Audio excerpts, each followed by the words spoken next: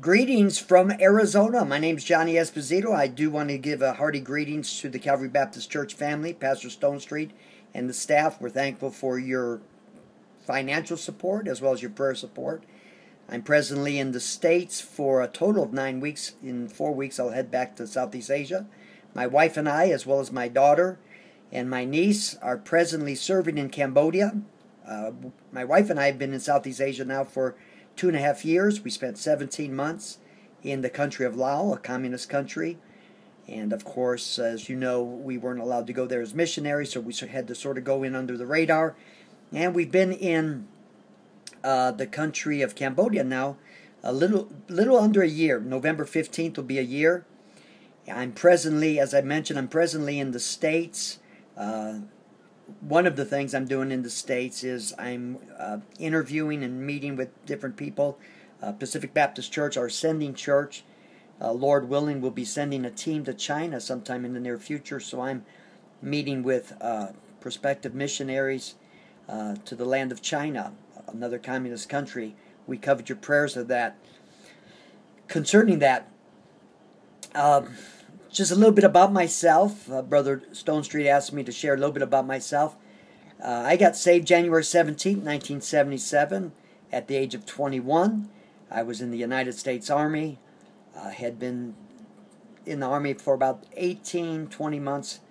Up until that point, I came from, of course, a non-Christian home, very dysfunctional home. Prior to my salvation, I was involved with gangs in L.A., the Hispanic gangs in L.A., in and out of jail, doing drugs, dealing drugs, but got gloriously saved January 17, 1977, and God has been so good to me. Met my wife, Denise. We've been married now 33 years. I met my wife in Bible college, attended House Anderson College in the late 70s, early 80s.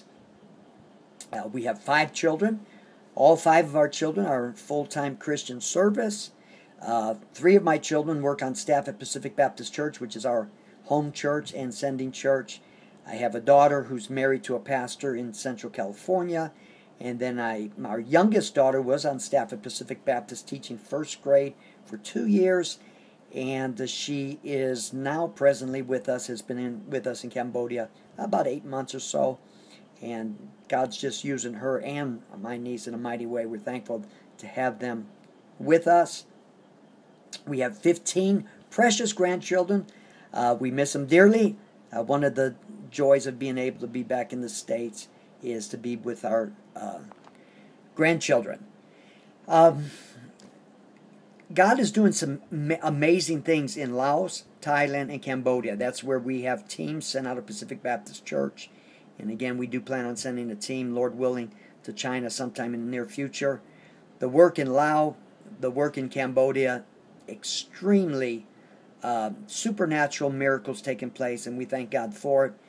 In Laos, which is a restricted creative access nation, we have a church up and running, and on any given Sunday they might have 25 or 30, which is great for Southeast Asia, especially for a communist country. And the work in Cambodia is just unbelievable. We have 3 churches, one in Phnom Penh. That's the mother church. On any given Sunday, we'll have 200, 250 people, including our children's ministry, which is a little bit over half of that crowd. And then we also have 2 other churches in 2 separate villages in 2 separate provinces outside of Phnom Penh. And then we have what we call 10 preaching points. These are villages that we go to every week. We go soul winning, we preach, we teach, but we don't have enough adult converts to warrant establishing a church yet, so we just call them preaching points.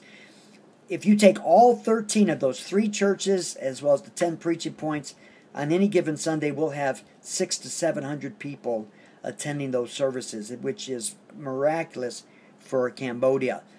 In recent days, I'll just share a story or two with you. First of all, let me just say this. Cambodia, Thailand, and Laos, those are all countries that are a part of what we know called the 1040 window. I've recently written a book called Peeking Through the 1040 Window, why it matters to God and why it should matter to us. And just it's the neediest area of the world, 4.5 billion people. 90% of those people have never and will never hear the gospel, and a vast majority of them have never heard the name of Christ.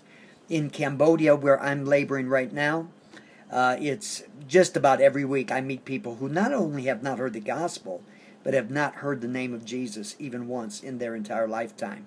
A lot of good stories I could share with you. Don't have a lot of time. We've got to wrap this thing up soon. But I do want to share a story about a young man and young lady, married couple, young couple. And if you follow me on my updates, you've read about them, you've heard about them, we've talked about them quite frequently. His name is Song, her name is T. And for months, we've been sharing the gospel with them. Just recently, within the last 2 months, T trusted Christ. And then a couple weeks later, her husband, Sung, trusted Christ. And he's starting to grow in the Lord. She recently went to Malaysia. Don't have time to talk about that.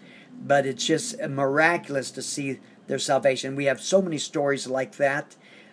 We do have a lot of challenges there, a lot of persecution, so we do ask that you pray.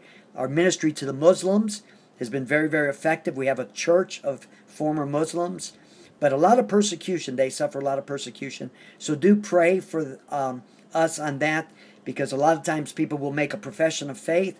They'll start living for Christ, and then the family and friends will persecute them, heavy, heavy persecution, and many of them will end up falling away. So we do covet your prayers on that. We also would ask, as far as one prayer request, this is more of a personal thing, and it's not ministry related. If you could pray for my brother, Pastor Joe Esposito, who's been hospitalized for the last 2 years, and his dear family, including his wife, Mary, I'd appreciate that.